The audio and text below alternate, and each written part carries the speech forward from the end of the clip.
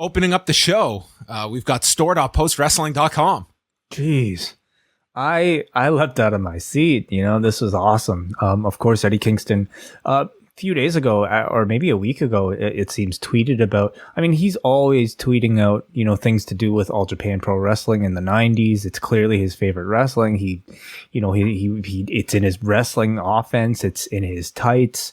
And a few days ago, he tweeted out something about the Jun Akiyama episode of The Long and Winding Road, W.H. Park's All Japan 90s retrospective that's heard right on this podcast feed. And I believe WH reached out to him, and we sent him a shirt, and there it was on the TV just a few days later.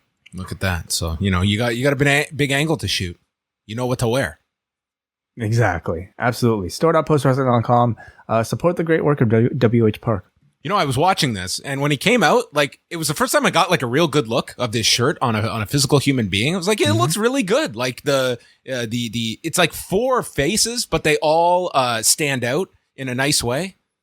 It's a very nicely designed shirt. It's a play off of the Long and Winding Road Beatles design from their album.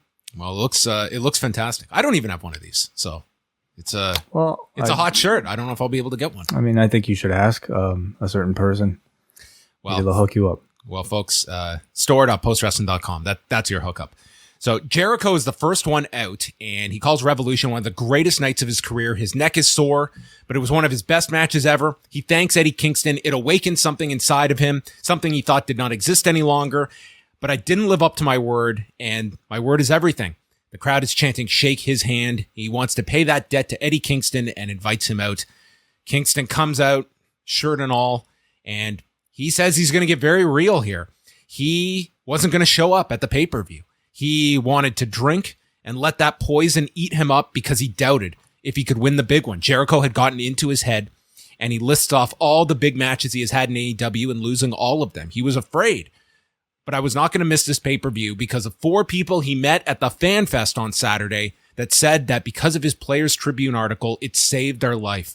And he went back, and he's not ashamed to say he cried in the hotel room after that match because he wanted to make those four people proud. And the whole crowd is chanting Eddie. This was phenomenal.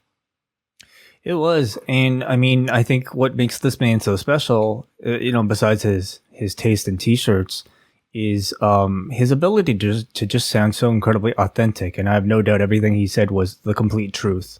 And I think it's why the crowd connects so much with him.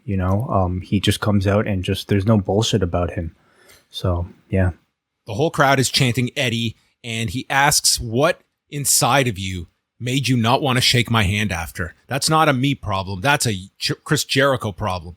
I dragged out the best Chris Jericho, the man who went to Japan, who competed in the J Cup, who fought Eddie and Dean, and Jericho proved Kingston and everyone wrong. Kingston proved Jericho and everyone wrong. He is still the man. Oh, sorry, I'm getting all mixed up here. He was referring to Jericho proving his critics wrong, and says that is not enough, though, to fill that hole in your chest that you can't respect people like me. Jericho says, I do respect you, and thanks Eddie Kingston for one of the best matches of his career, and offers his hand, and they shake hands. When all of a sudden, Daniel Garcia and 2.0 storm down to the ring, and they start attacking. Santana and Ortiz run down for the save. They're fighting them off, and Jericho has his bat, but instead attacks Santana, Ortiz, and Kingston. Joining in with Garcia and 2.0, we have Jake Hager run down. He's freaking out. What's Jericho doing? But then he joins in on the attack, and they beat the hell out of Eddie Kingston.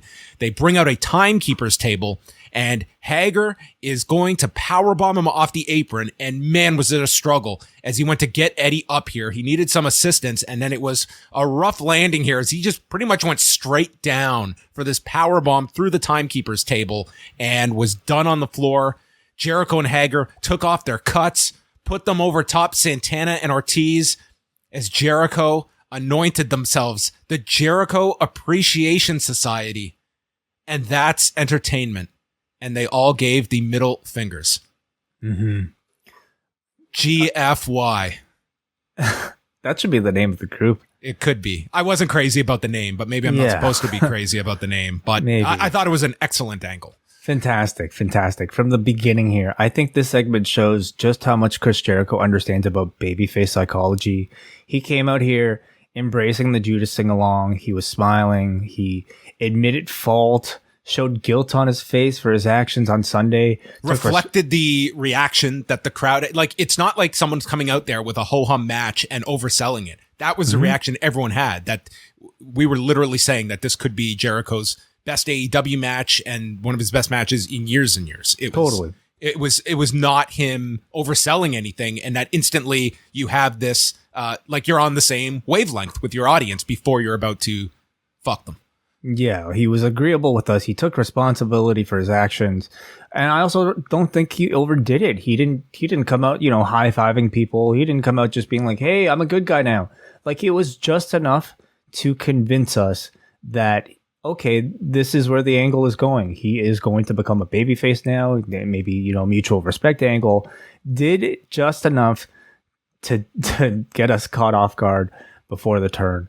I thought Jericho was just absolutely great here. Of course, Kingston, with his promo, just kind of further endearing himself to the audience. The note about him, like, kind of talking about some of his internal struggles. He cut a great promo, I believe, after the match too, that you could find online. But like, that's some of the material I wish they had a bit more time to get into before the match itself. But clearly this is a program that's going to continue. So I'd love to see maybe a continued, like him trying to continue to deal with those issues vocally in front of this audience. Yeah, I thought this was a great start to the show. Really, really strong. And, a major angle here, which I've got to say, though, by the end of the show, like, I don't know if this was maybe top of mind for people by the end, because there was just so much piled into this show that this felt like a distant memory by the end. Yeah. I mean, I think the headlines are mainly going to be about, like, maybe the title change. But certainly I think Jeff Hardy is going to grab a lot of headlines. But, like, the moment this was like the death of the Inner Circle, like, pretty much. I mean, this was like, by the way, Tully Blanchard got fired from FTR. Oh, dude, don't even get me started. Like, don't even get me started. I haven't even thought of that. There was a lot. Yeah, absolutely a lot. But I have a feeling, in the hours after the show, like, if you're going on the message boards, and like the good stuff does ultimately kind of filter out. And this was one of the good things on the show. So now we kind of have our lines divided, right? We've got Kingston with Proud and Powerful, which I mean, fantastic, great. Sammy seems to be off doing his own thing. Hager, evidently, I mean, they could have had everybody break off, but they decided Hager was still a good fit with Jericho, and probably needs the association with Jericho. I don't see Hager going off and doing his own thing. And I think 2.0 and Garcia and Jericho benefit from having the Muscle as a part of the stable. He's still got a role there. He's most effective as Muscle, as part of a group. So I love that he came out and, like, showed a bit of internal struggle. He didn't just attack somebody blindly. Like, he had to decide between his loyalties right then and there, and he made the decision right then and there to join Chris Jericho. So big elevation for 2.0. I mean, look at this. Squarehead joining with Chris Jericho. Who could have seen that coming? Well, that will be interesting. Like, when Jericho is, like, he's going to be very hands-on with this stuff. And, like, if you see a much more serious tone to 2.0. Yeah, or maybe they lean into the comedy and you just have, like, like, just craziness, like, with those three all the time. Daniel Garcia, I think a lot of people probably wanted to see him join this Mox and Bryan stable. That's probably not looking like it's in the immediate future, but nonetheless, maybe that's not the best place for Daniel Garcia. Why be another technician in a team of technicians when you can be the sole technician to go head to head with somebody like a Bryan?